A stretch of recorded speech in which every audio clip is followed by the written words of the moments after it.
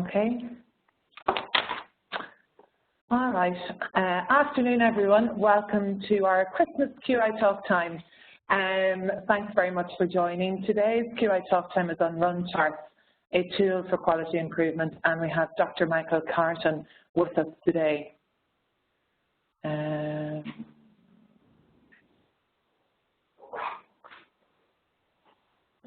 Okay, so we're just going to move along now with our presentation. So just a few little housekeeping ideas first. So just to introduce Michael Carton to everybody, Michael's a background of science and he has a PhD in microbiology from NUI Galway. Michael has worked for a number of years in research and in public health, infectious disease surveillance and in health informatics from Trinity College, Dublin in 2007. Michael's current focus work on supporting the use of healthcare data and information to drive and evaluate improvement.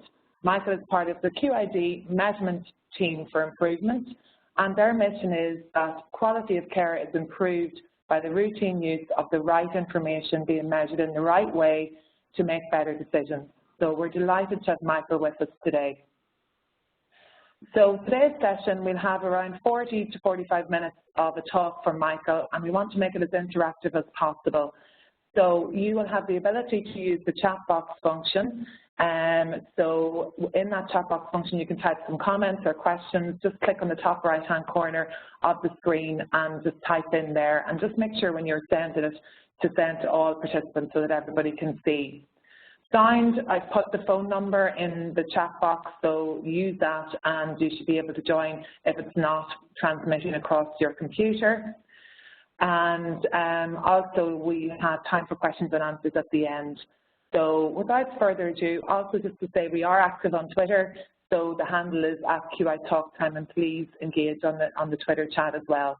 So just going to hand over to Michael. Thanks a million, Michael. Okay. Okay, hello everybody. I guess the last time I was here, myself and Jennifer Martin, our team leads in the QID Measurement for Improvement team, we were here to talk about the 7 steps towards effective measurement for improvement. And so we're doing a kind of a follow-up session today, and I suppose the last time it was something a bit more general. Today we're going to look at something quite specific, the run chart, which is a tool that a lot of people are already using for quality improvement. So just to kind of recap a little bit and put it in context then, the last time we were here, I suppose the title of the talk was The Powers and Pitfalls of Measurement for Improvement. And we talked about things like what exactly measurement for improvement is and the value of it, and we introduced the 7 steps.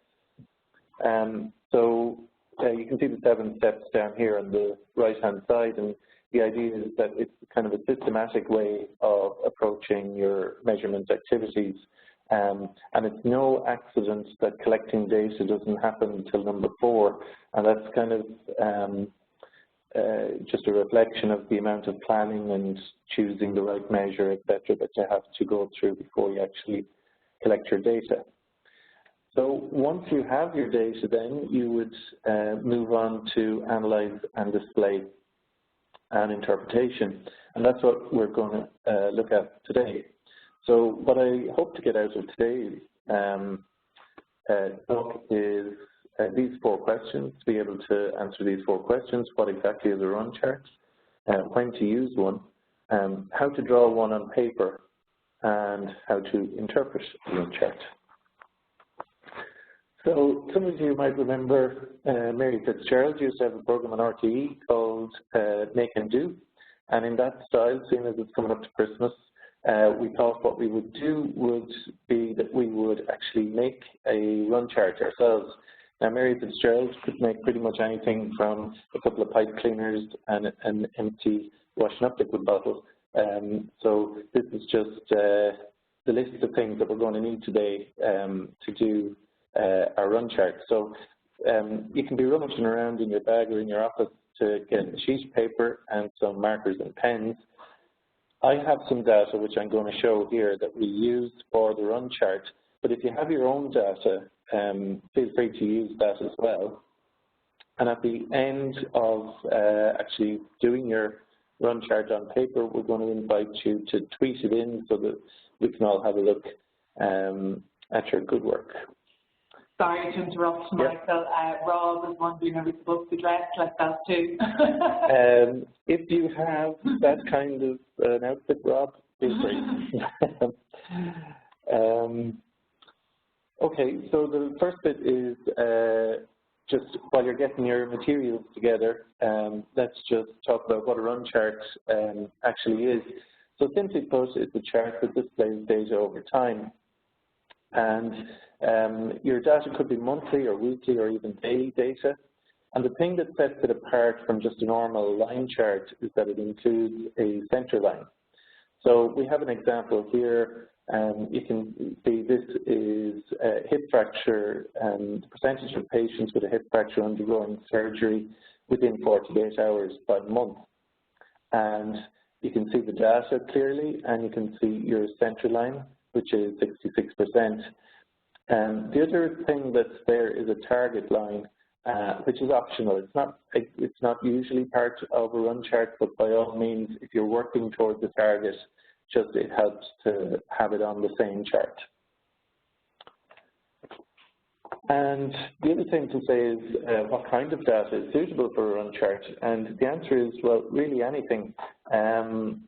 Sometimes, we collect data for small-scale quality improvement projects like tick and tally type data. That's entirely suitable.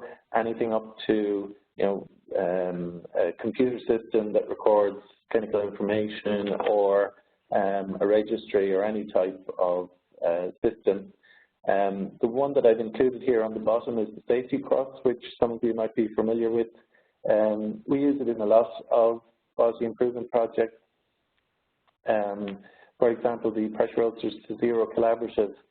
So the idea is that every day that is pressure ulcer free would color in green, and the ones that are in red, they're the days where there was actually a ward acquired or a hospital acquired pressure ulcer.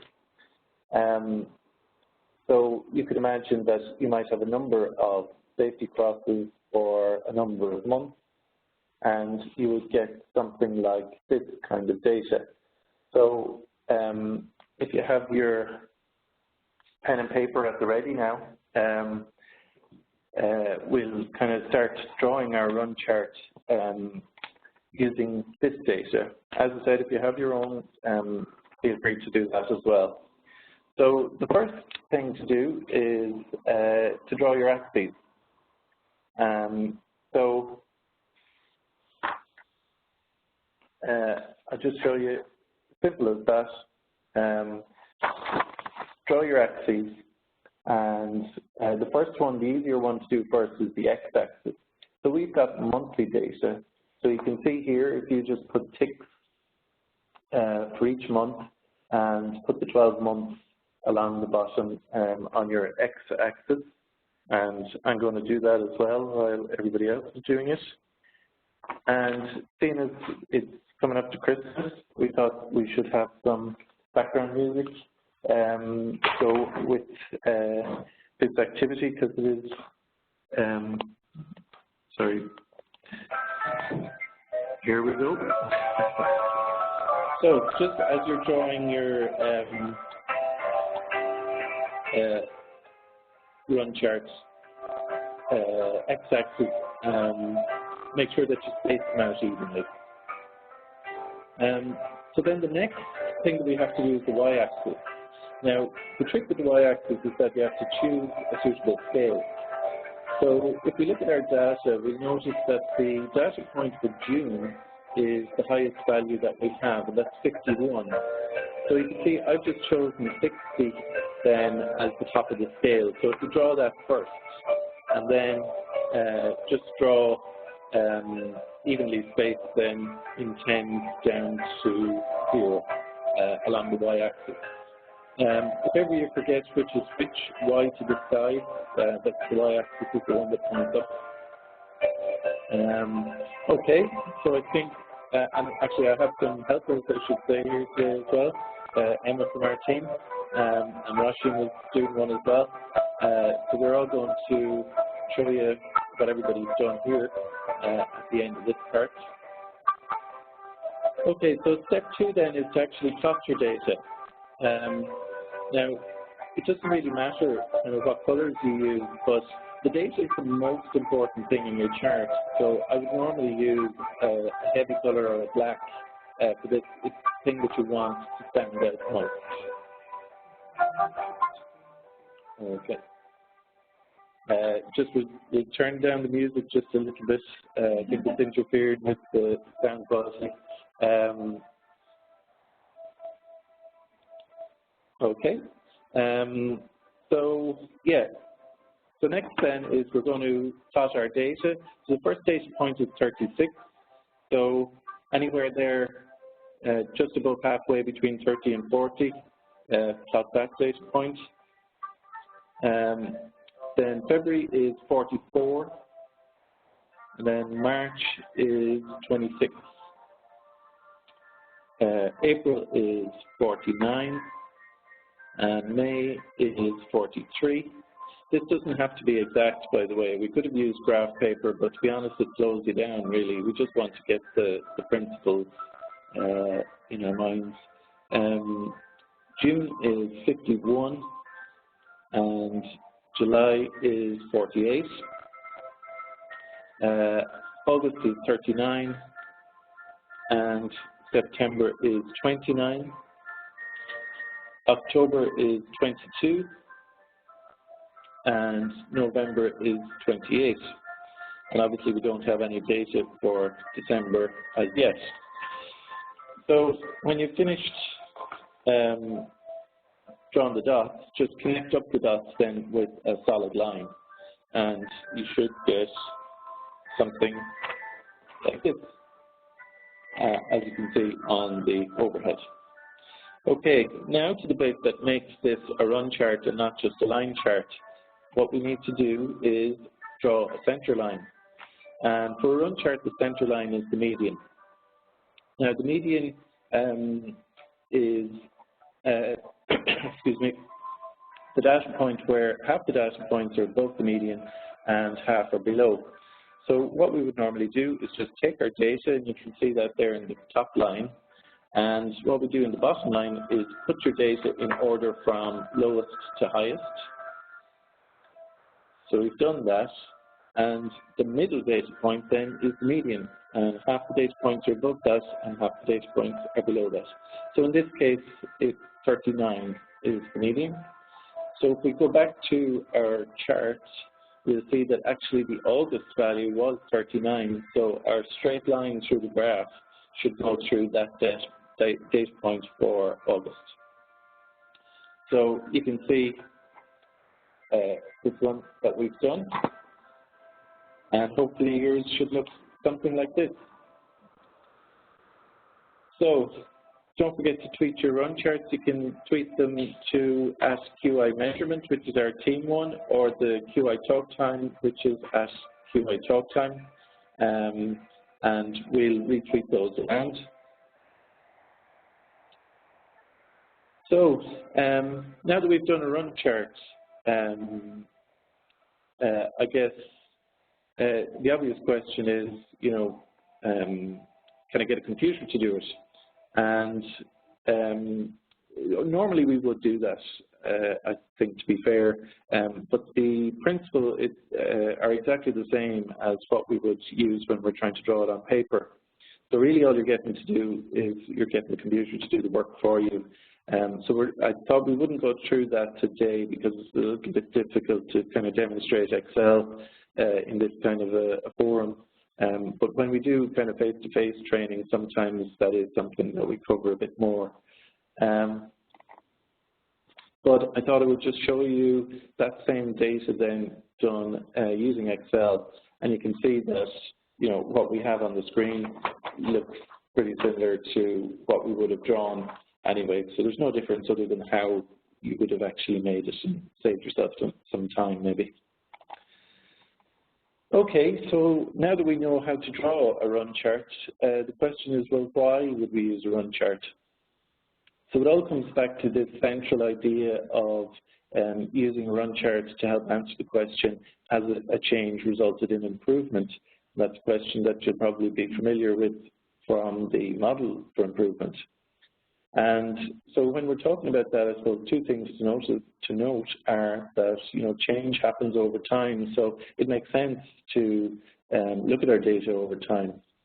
But the other thing to remember from the session we did earlier in the year about measurement for improvement is the importance of the subject matter expert. So run charts and other types of charts for quality improvement, they're not just a question of math. You need the people who understand the system that they're working in to be involved in the interpretation of the chart. And it really doesn't make sense unless you have that expert insight. So that's, the people who are working at the front line, it's their data, so it makes sense that they're the ones who would be doing the interpretation. So some of the other reasons for using run charts, well, it is easy to construct in that, it's possible to do it on paper. There isn't a baseline required when you're doing a run chart, so it could be done from the start of a project. And actually that happens quite frequently in quality improvement. You're looking at something that you want to improve, and there's no measurement available already, so as part of your project you start collecting data. So that's an important point for using run charts. As we said, they're suitable for many different types of data. And the next part that we're going to do is talk about the interpretation, and just that it is easy to interpret, and we have a set of rules to help us do that. And there's no detailed knowledge of statistics required. As you saw, we were able to calculate the median without getting a calculator or anything to help us.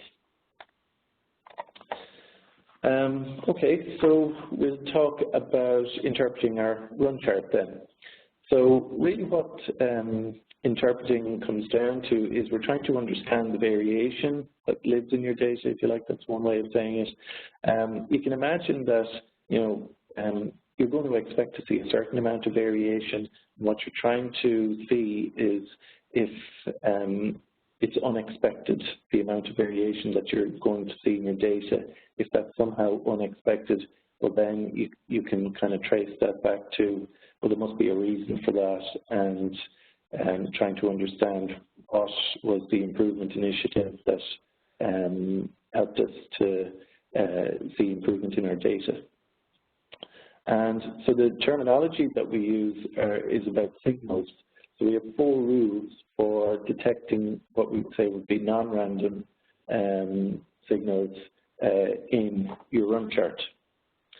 So we're going to go through those 4 rules, and there is a handout which I'll show at the end of this that we have with these on them, so that you can keep these at your desk or on the computer, just to remind you, because to be honest, I don't remember them all off the top of my head myself. I frequently check the handout. So the first rule is the shift. And in this one, a run of 6 or more consecutive points above or below the center line is a shift. So in this example that we're looking at here, you can see 6 data points below the center line.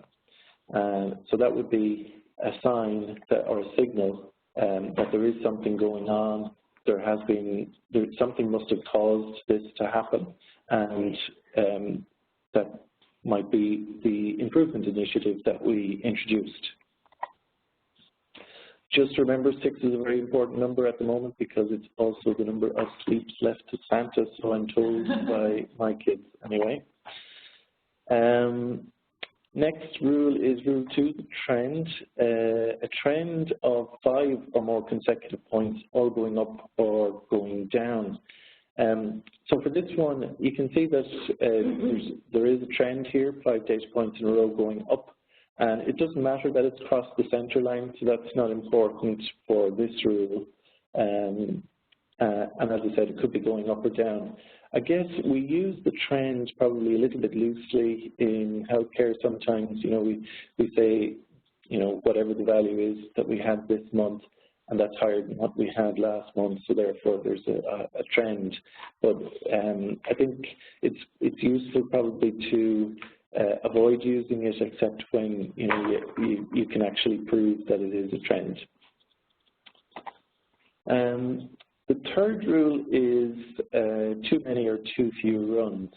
Now, to be honest, this is the most complicated of the 4 rules and possibly the least useful, because we don't really see it happening very often. It's not something we see regularly.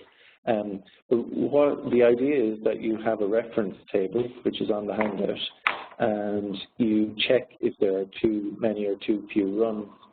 So in this example that I've shown here, there's a run chart with 11 data points.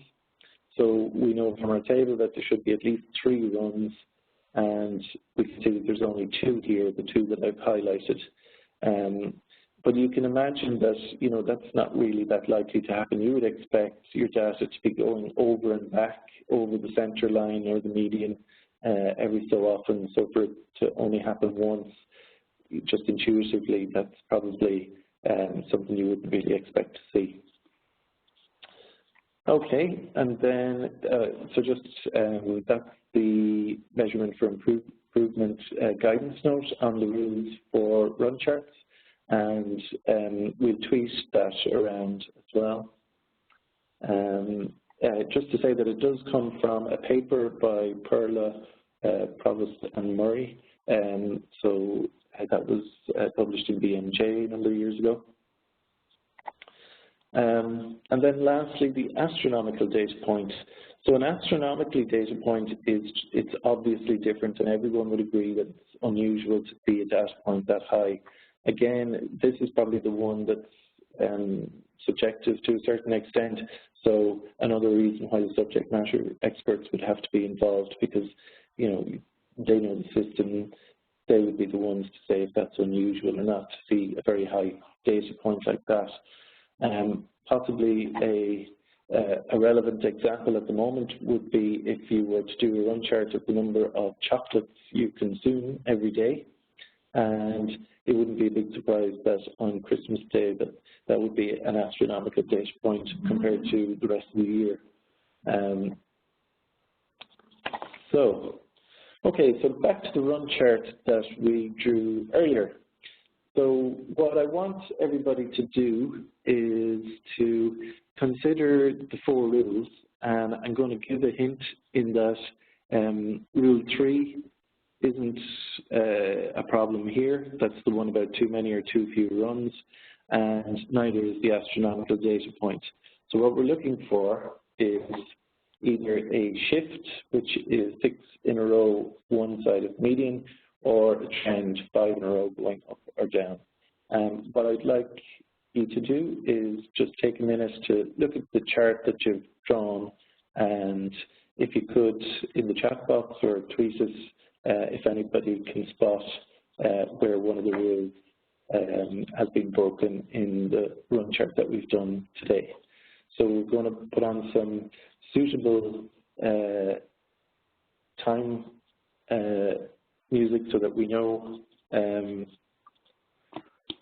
We're going to give you 30 seconds in countdown fashion, and I'm going to draw it on my chart that I did earlier.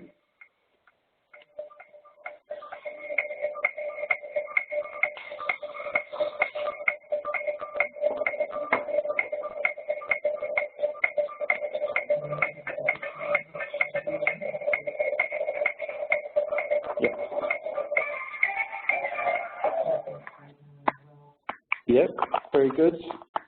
So we've gotten a few people. I think everybody's spotted that it is a trend between June and October. There's 5 points in a row continually going down. So this is what it would look like on the one that I drew earlier. And I suppose that brings us nicely on to the next point. Thanks for everybody for coming back in on that. Yeah, I'm afraid, yeah, all the chocolates are gone.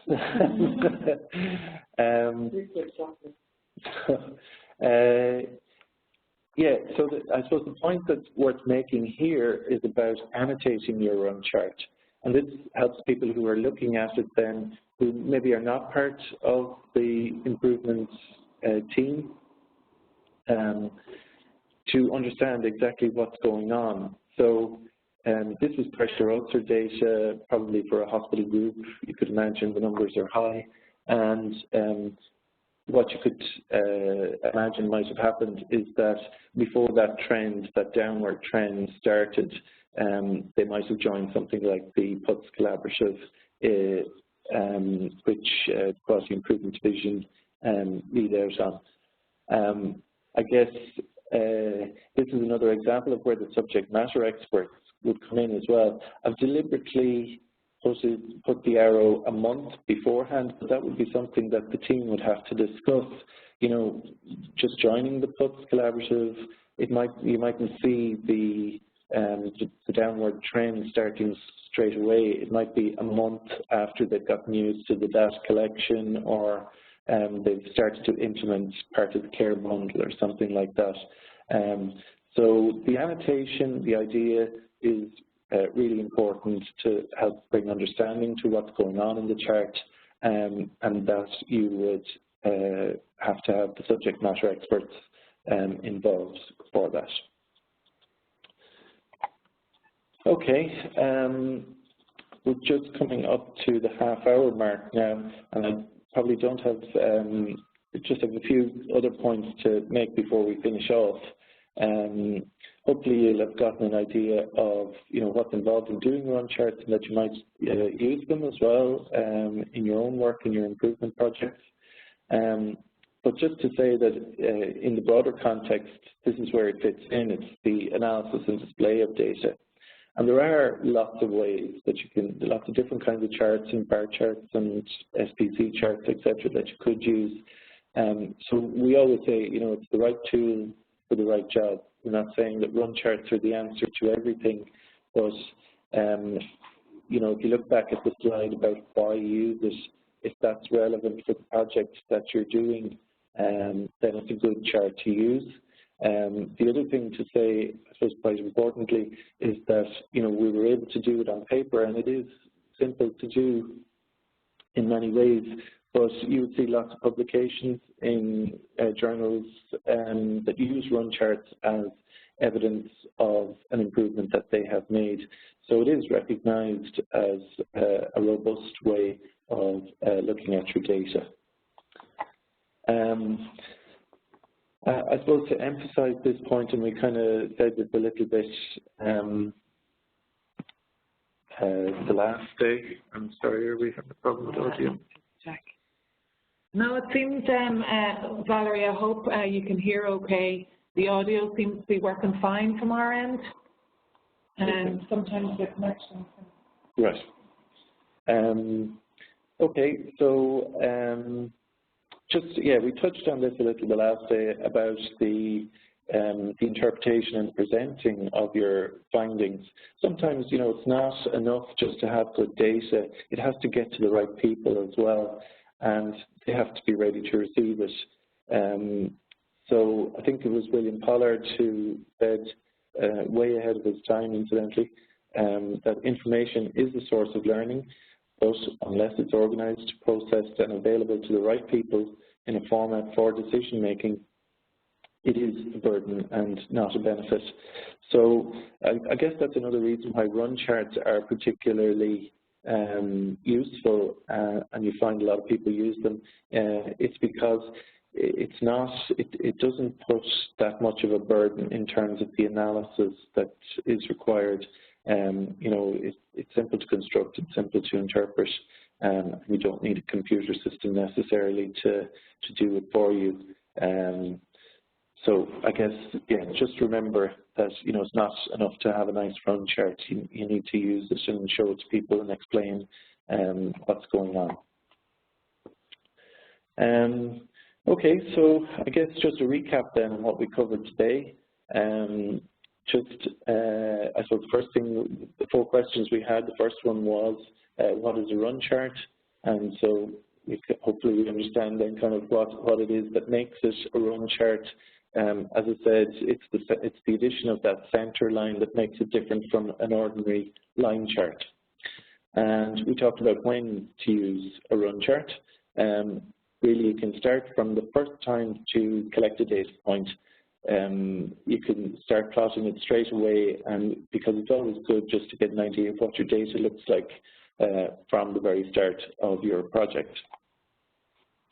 We looked at how to draw a run chart on paper, and this applies equally if you're using Excel.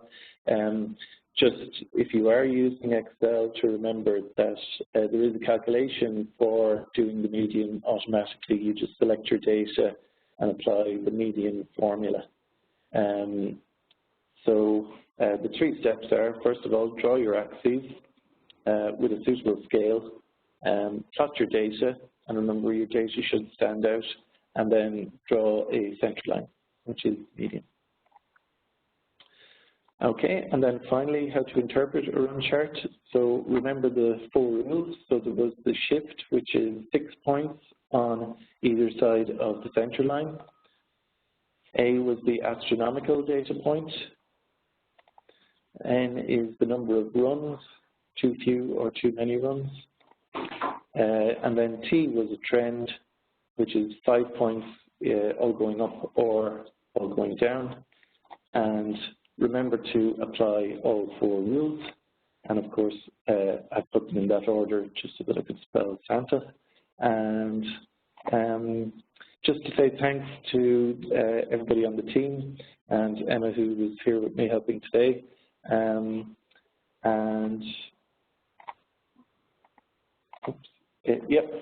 just we have a web page. So we'll be putting up a lot of these resources, and we will tweet out as we add new material to that.